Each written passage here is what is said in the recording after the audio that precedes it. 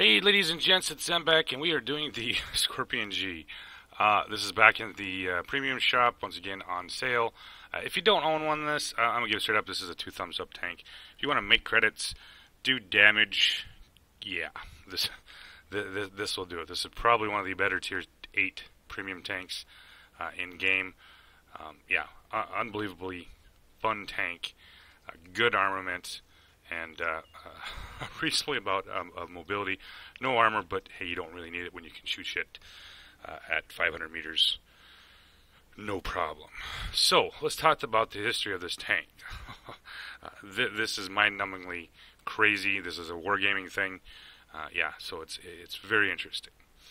So, most of the tank destroyers in the game are built on chassis of existing tanks that the Germans had. Panzer IIs, Panzer IIIs, Panzer IVs, Panthers, Mosses, or not Mosses, E100 chassis. They all have a version of a tank destroyer built off those chassis of those tanks. Why? Because this is, I don't know, Germany had this thing in World War II. If there was a tank, then there had to be a tank destroyer version of it. So, in 1942, so this is kind of where it gets kind of weird, actually. They came up with the idea, and this is going to go back before the Skorpion G, to build a tank destroyer on a Panther chassis. Now, what's interesting about this, there was 2 versions of this tank destroyer using the Panther chassis. The Panther II actually predates the Jag Panther that we have in game. This was Krupp's attempt to put 128mm on a Panther II chassis. Now, when I say Panther II hadn't been developed yet, but they were thinking that the Panther II was coming out, so they were going to put a large 128mm on a Panther II chassis. None were available, nothing was being looked in the future, so the Germans decided to go with a tank destroyer built on a Panther chassis, which is what we have in game, the Jag Panther. Confusing, right? How did the Jag Panther, which is a totally almost fictional tank, but the design concept for a large 128mm preceded the Jag Panther. Alright, got all past that. 1943, the Jag Panther was starting to be in production in 1942. 1943 was already starting to be produced, or the prototypes were starting to work through it. The Germans decided they wanted another second generation of tank destroyers built on the on the Panther hull. So, Rheinmetall and Krupp both come up with new designs for this. And this is where we get the term Waffenträger. You hear that in game quite often. We have the Rheinmetall Borsig Waffenträger. We have the Waffenträger Panzer IV.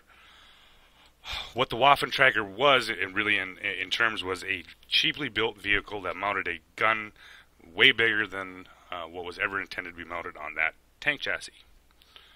However, when the designs that were eventually looked over, these are all paper tanks, the Skorpion G in particular, and along with the Krupp design, what they found was interesting is these weren't technically Waffenträgers. These were SPGs. So the Rheinmetall Skorpion G was actually designed to be a self-propelled gun. Same way with the Krupp design. So now they held true in the Krupp design, which we ended up in game with the GW Panther, which was designed to be a artillery piece. However, they kind of bent history a little bit, and they stuck the Rheinmetall Skorpion into the tank destroyer line. Yeah. Okay, so that's essentially the history of this. This proposal by Rheinmetall was supposed to be an SPG. This was supposed to be a self-propelled gun. There was a 128mm version, what we have here, and there was a 150mm version too that was also found, as a paper tank. So, why didn't these tanks ever get developed? One simple reason was because they had no hulls available for Rheinmetall or Krupp to build these prototypes. So these, yeah, that's what happened to them. They just kind of fell to the wayside. So that's what we get. What do we get in game? Well, we get an absolute little monster. And I'm going to pull up the actual comparison because I'm running a shit crew, and I didn't actually even realize that I only had the rammer on it. So, yeah. But the gameplay, I'll show you in the gameplay what I'm talking about. So what we're going to run this as a configured in a basic, typical, what I typically run in a TD in this game, which is, we'll give it 100% crew, Brothers in Arms, concealment, binocs, camouflage net, and the rammer. So 490 average damage per shot. That's a lot. 246 pen. Easily pen most tier 10s. Not a real big problem doing that. 5.58 rate of fire, so 10.75 second reload time. 19.2 for the gun traverse. -7 degrees of gun depression, 1.97 aim time, and 0.28 dispersion. This tank has a god gun. If you played 128 millimeters, you're gonna love this fucking gun because I'm a huge 128 millimeter fanboy. Oh, the Yag Tigers, yeah, that's such an epic gun. 1150 hit points, no fucking armor, don't get shot, don't get spotted, and certainly don't get artillery because you ain't gonna last long. 45 tons was the load limit, 650 for the engine horsepower, 60 top speed, 20 in reverse, and 32 for the traverse speed. Very nice. Concealment, not the best of the TDs, but pretty damn good. Good enough to make it work. You know, get back, abuse the render range and all that kind of stuff and whatnot. 460 view range with the binocs, and 747 with the signal range. So that's a basic tank destroyer loadout or crew skills and equipment. However, in game I played with just a shit crew that I got from, I don't know, there's a Panzer here, Panzer 1 and Dicker Max, blah blah, and I just had the rammer on it. Yeah, I know I'm a cheap bastard. I didn't want to pay the gold just to do a review. So you can point your fingers at and laugh at me later. So AP round 246, APCR round, yeah, 311. Not oftentimes you need APCR round, but they are nice to have when you have to deal with things like, say, Mosses or some of the new Russian bullshit tanks. Yeah, you might have to dab the 2-keep, but not very often with this tank. 246, most times you can deal with just about everything. Of course, the typical loadout for consumables, repair, first aid, and of course, fire extinguisher. Yeah. 2 thumbs up tank. You don't get much better than this at tier 8. This thing pens everything all day long. Great mobility, can get you where you gotta go. Yeah, no problem. Like I said, hull armor, nothing. Side armor, nothing. Anything up here that hits you with an artillery piece, you will take fucking massive damage, if not all of your health. Yeah, so just don't get shot. On occasion, very rare occasion, you might get a bounce, but for the most part, you just suck shells. Yeah, not good at all. So yeah, 2 thumbs up, well worth the money. If you're looking for a good tier 8 moneymaker, this is the way to go. So, I'll bring up the gameplay for you guys, and you guys can check out this little beast. Alright guys, back with the Skorpion G. It is a tier 10 match, so I'm down tiered, whatever, because this tank doesn't give a shit, okay? It does not care if it's down tiered, ever. However, this isn't a fun game for me, but it was pretty decent for money and at least damage. I got home from my niece's birthday party and I jumped in there, did 3 games quick, and this was one of them. I got the other one, and I'll show you. It wasn't quite as, at least it was a win, I guess, but this was, I think, was my last game before I decided to do this review. So, off to the races over here. I typically don't do the 1-2 line on this map, because of all the weird shit that happens over there. There's a lot of, you can only literally cover essentially the 1-2 and the center ridge, and that's about it. From this position, most of the time you can cover the center ridge plus the hill, and for most part anything that gets down past the E line, you can at least help out here. So, pick up my spot here, and I'm starting to look here. And I pick up the... yeah, fucking heavy tanks. This is what kills me about heavy tanks. Get the 907 here. Just fucking outside of him. This stuff is what pisses me off here. Now, I'm not sure if he just won that thing or what. I don't know why he thinks this is a good position to be in. Sticks under 510 into his side. Yeah, now he's lost most of his health. Now, if I'm an artillery piece, that would be my first target right there. Any of the shit that's sitting up around this hill, that's what I'd be shooting at. However, we don't get that. So, pulling at the T-32.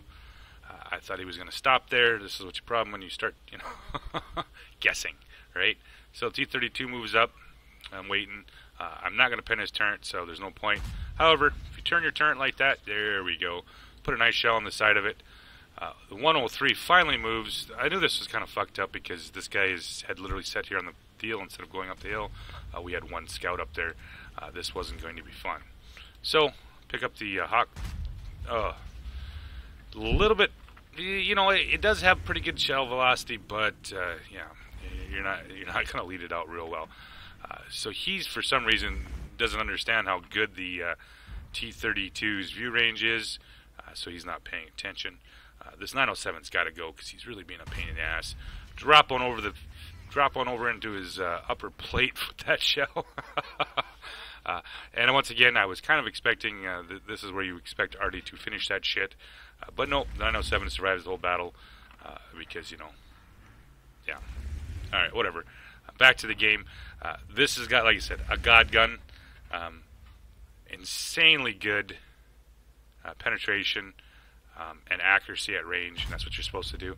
Can't quite get the shot into the side of the T-32's turret, and then there's not much I can do about that. Back up here. This is the point where I really wanted to fucking shoot this guy 3 or 4 times. That's about the time I noticed the T-54 lightweight has picked up a couple heavy tanks coming over here, and the 103 moves into position next to me to shoot from cover. Pick up the 103, get a nice 530 in this hill, critical, track him. That's what you want to do. 103 is still hanging out here. Yeah, one more, come on, buddy. Pick up another 510 on him. He's down to 269. Come on, somebody. I tracked him again. Somebody needs to finish him off. They finally get him. So up about 2,500 damage, 710 assisted. That's about the time the STI shows up. And, couldn't get the corner of the track, and unfortunately he moves off. So, waiting, and you see, of course, I look change, and I put a shell right into the side of his turret because he had kept it turned as he was moving backwards. Puts me up at even 3,000. So it wasn't looking too bad. We're pretty much even up here. Got the T-54. Oh, son of a bitch. Sneaky little bugger. Puts the brakes on and goes forward, and I don't get the shot. Unfortunately, we lost a little too many tanks here. M103 is still on the bottom. We have one light tank over on the side, and this is kind of where it turns the shit on us. Without any sort of lights up on top of that hill to keep things lit. This down here where the T-26E5 is sitting is going to get wrecked because everything on the hill is shooting at him. So pick up the T-32. Oh, there we go. And, get denied it. I don't know if it went a little too low. That should have gone right through the side of his turret, but it must have hit the gun mallet off to the side. Pick him up going backwards. Where are you going? There we go. Pick up the side of his turret. Puts me up about 3,500. And it's folding very quickly here. We have way too many guys on this flank here that are not doing much. We don't have enough on this side not doing nothing. So, got another heavy spotted, and I'm going to come over here and see if I can help the 103 out. And for some reason, I completely fucked this up for some reason. Back up.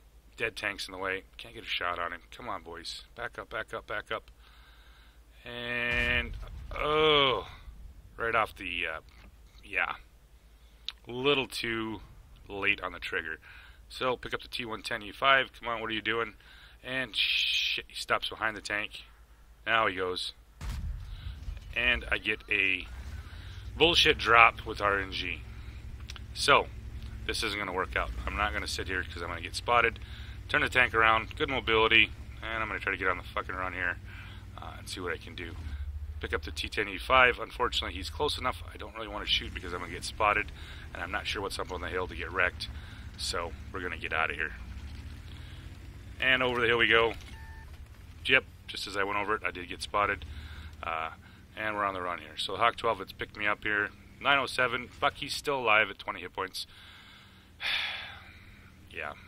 On the run. Trying to get over here to the bushes as quick as possible. Picked up by the Hawk 12 again. And I'm hoping I don't want to get derped by whatever's looking over there. Jagdpanzer misses me, thank goodness. And finally, they killed the 907. Alright, so back up in here, see what we can find. Pick up the KV4. Oh, yes. Right there. Boom. Gotta love that accuracy on this gun. Alright, back up here. Nothing. T110E5 just hanging out. That's alright.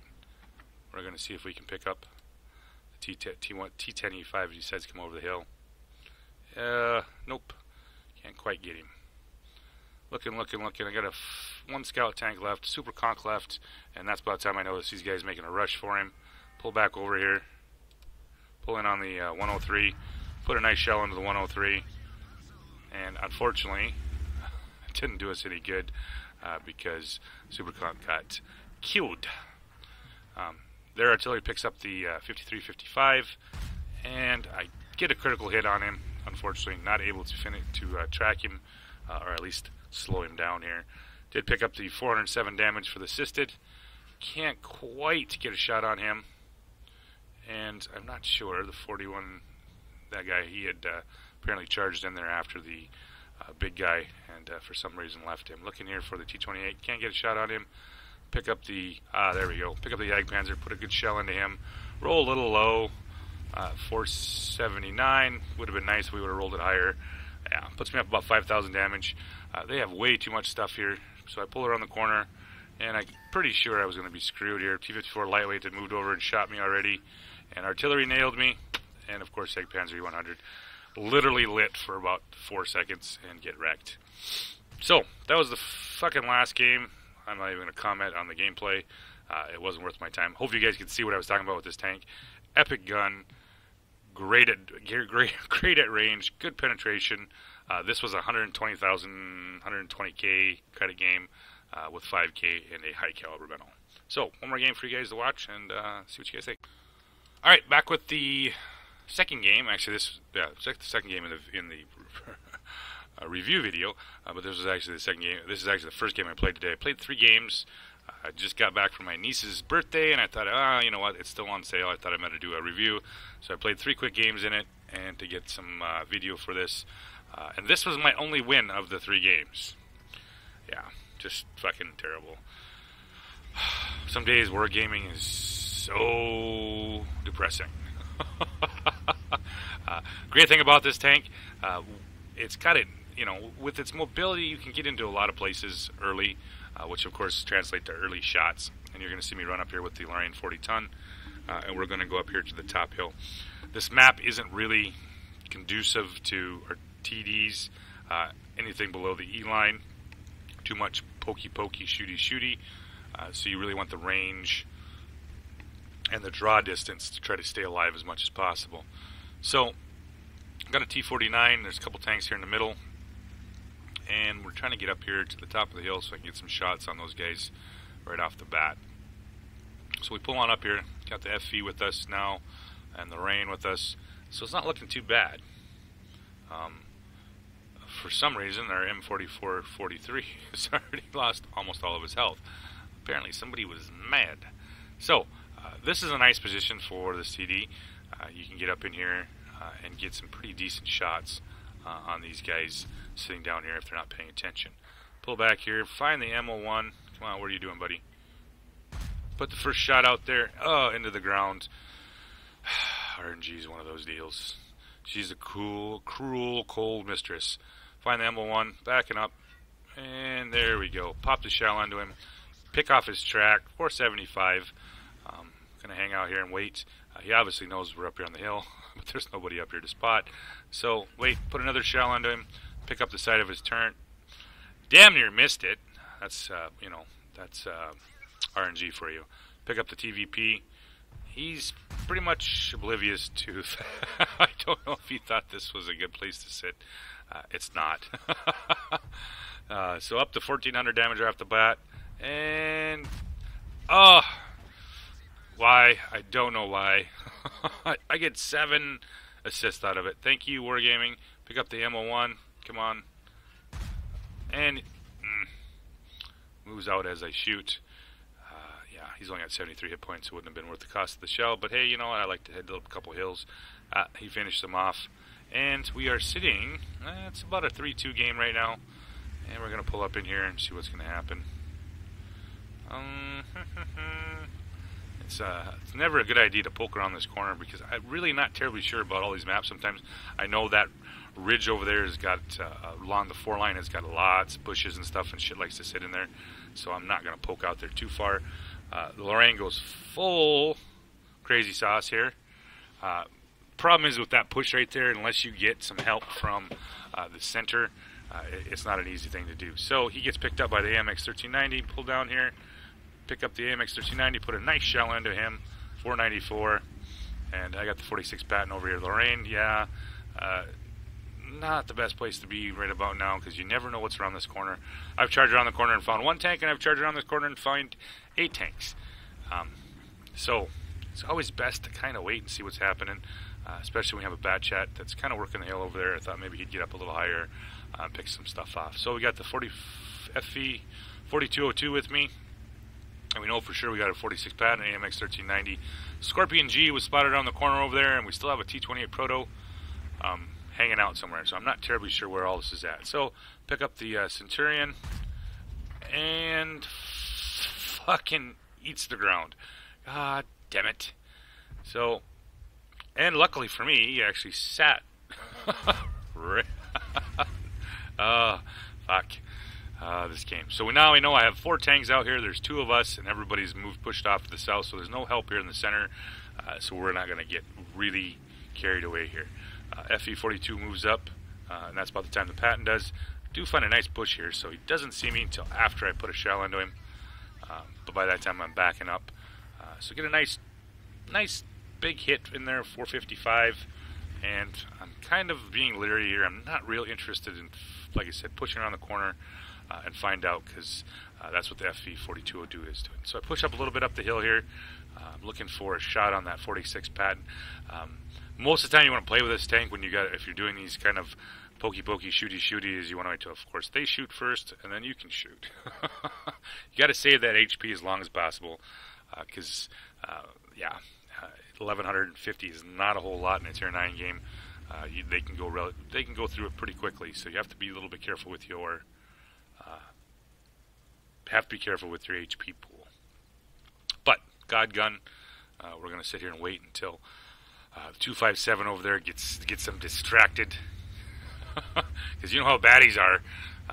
They don't see where they don't see the green players over here, but they see the green players over there, so they're going to run over there. Hopefully here shortly he hit the base. Yep.